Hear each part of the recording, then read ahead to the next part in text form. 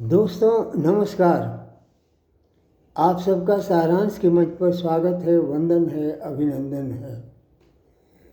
दोस्तों आपसे गुजारिश है कि मेहरबानी करके इस चैनल को सब्सक्राइब ज़रूर कर लीजिए तथा वीडियो को लाइक करना और शेयर करना हरगिज मत भूलिएगा। इसके लिए हम आपके आभारी रहेंगे।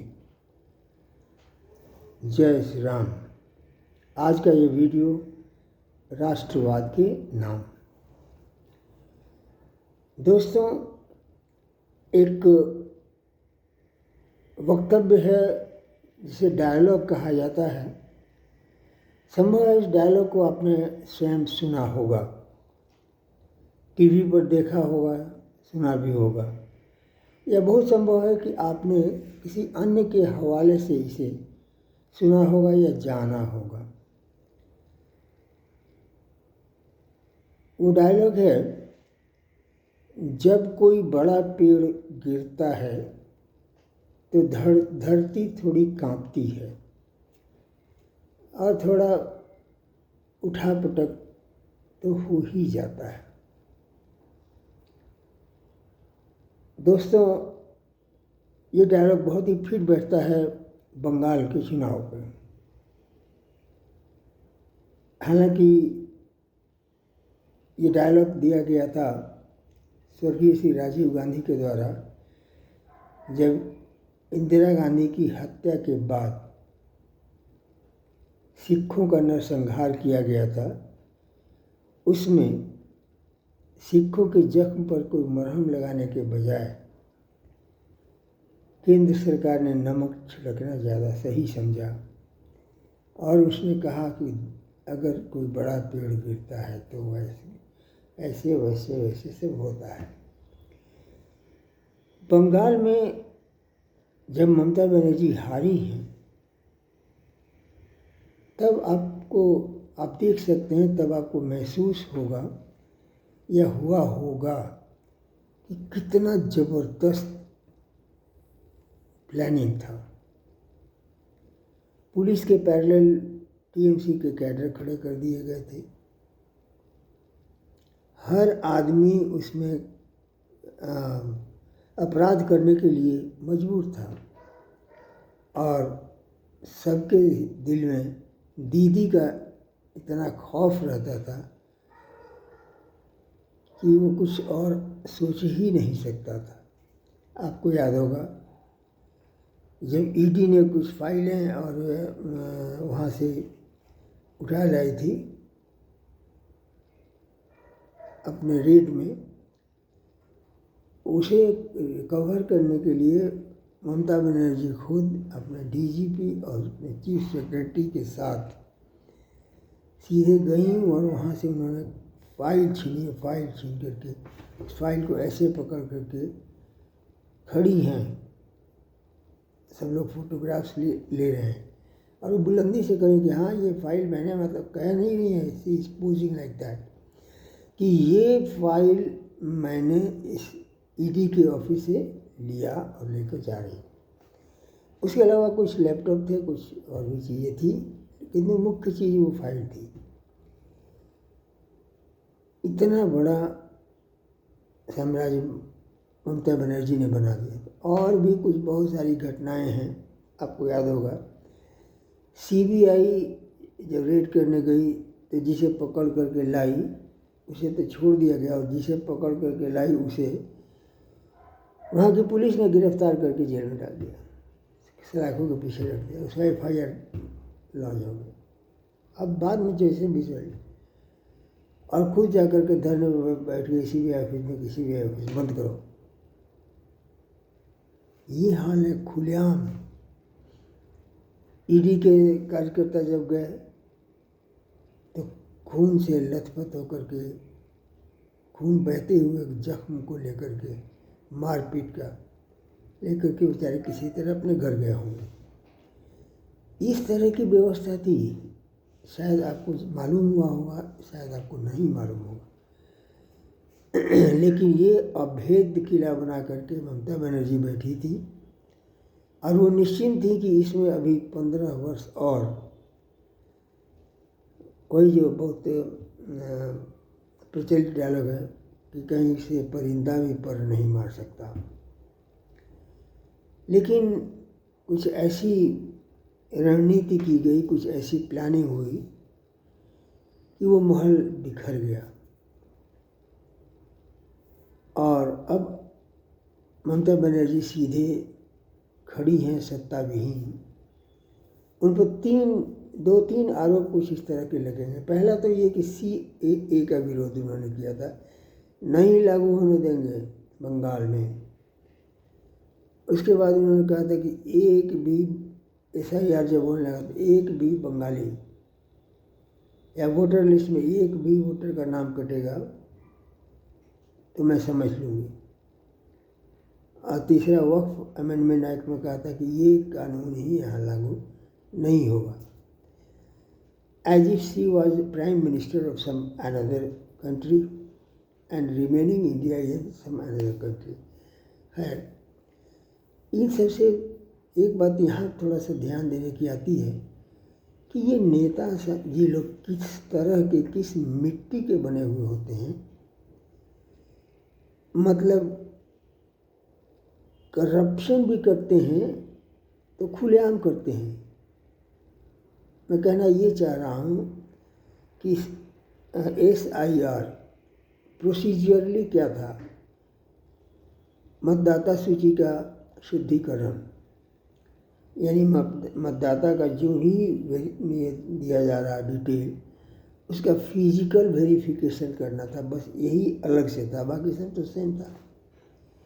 लेकिन इस बार ये था कि जो इसको भी जिस किसी का भी डिटेल उपलब्ध है उसका फिजिकल वेरिफिकेशन होगा, और जो जिसका मिलेगा डिटेल फिजिकल वेरिफिकेशन उसका रहेगा, बाकी काट दिए जाएंगे, बल्कि उसको काउंट नहीं किया जाएगा। अब इस बात को लेकर के आपको याद होगा केंद्र में राहुल गांधी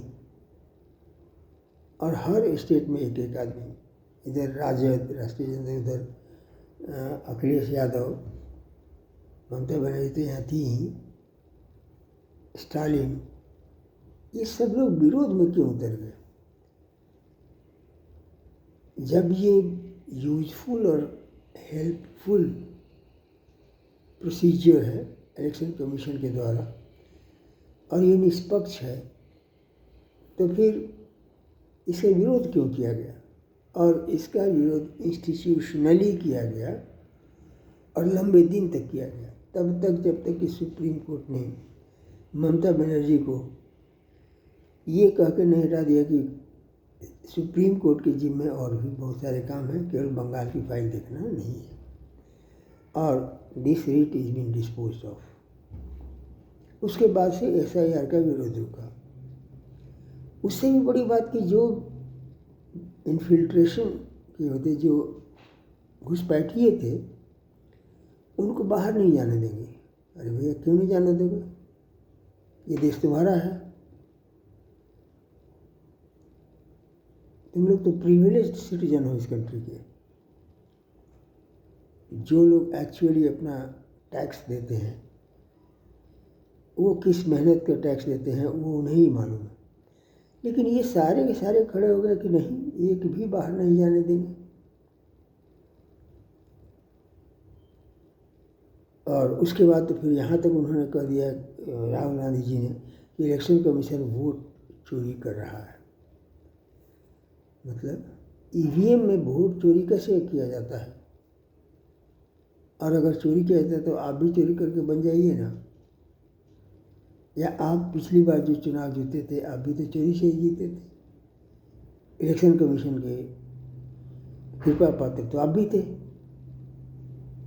लेकिन नहीं, अजब अलग अलग अजीब टाइप का इमेजिनरी तमाशा दिखा करके और गलत बात का विरोध करेंगे। गलत बात का विरोध करेंगे मतलब जो काम सही हो रहा उसे गलत साबित करेंगे। मैंने कितने बेशर्म बेहया लोग हैं ये बात समझ नहीं आती। आप किसी भी घुसपैठिए को देश में रहने का आदेश कैसे दे सकते हैं? कैसे उसे अलाउ कर सकते हैं? उससे बहुत तरह की, उससे ड्रग ट्रैफिकिंग का खतरा है, एवरी क्राइम का खतरा है और नेशनल सिक्योरिटी को खतरा है। तो अभी जो हमारे देश में होम मिनिस्टर हैं, he is a very great home minister. उन्होंने नक्सलवाद की समस्या जो दशकों से देश में छाई हुई थी, उन्होंने एक तारीख दिया था कि इस तारीख को 31 मार्च को 2016 को ये समाप्त हो जाएगा, और उन्होंने घोषणा की कि अब हमारा देश नक्सल मुक्त है। और इसके कारण जानते हैं दोस्तों, अंदर में ये भी है, he is a silent killer. वो इस तरह से मारते हैं कि कोई चीख नहीं निकलती।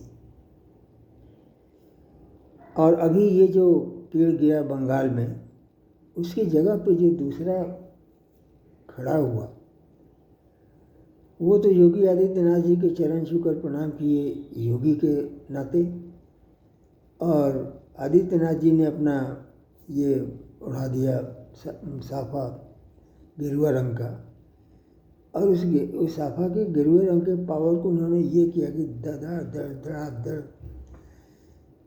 योजना पर ऑर्डर किया गया, इसको एक्शन में लाया गया।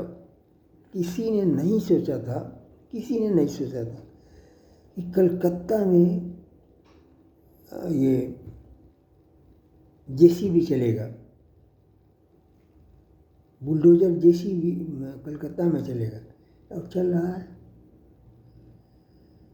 तो ये जो बंगाल के मुख्यमंत्री हैं, ये तीनों काम इन्होंने बहुत साफ कहा कि हम घुसपैठियों की पहचान करेंगे। पहले तो उनका नाम सभी रिकॉर्ड से डिलीट करेंगे, और उसके बाद उसे जेल में नहीं रखेंगे, सलाखों के पीछे रख के खाना नहीं खिलाएंगे, शरण नहीं देंगे, उसे सीधा उठाएंगे और ले जा कर के सीमा सुरक्षा बल के हवाले कर देंगे। और वे लोग जानते हैं कि इन लोगों को कहाँ पहुँचाना है, कितनी मुस्तैदी से पहुँचाना, ये सब उन्हें मालूम है। तो एक तरह से केंद्र के ये भी अकॉर्डिंगली चलते हुए, और ये आदमी घुसपैठिया को बिल्कुल समाप्त करने पर उतरे हुए हैं। और इनका जो हेमंता विश्व शर्मा के साथ जो ट्यूनिंग है, वो मिलकर इन्होंने पूरा ईस्टर्न बॉर्डर ऑफ इंडिया को स्टेरिलाइज करने का निर्णय ले लिया है। कितनी बड़ी समस्या, कितने बड़े खतरे, कितने सारे क्राइम, और सब के सब। जय श्री राम।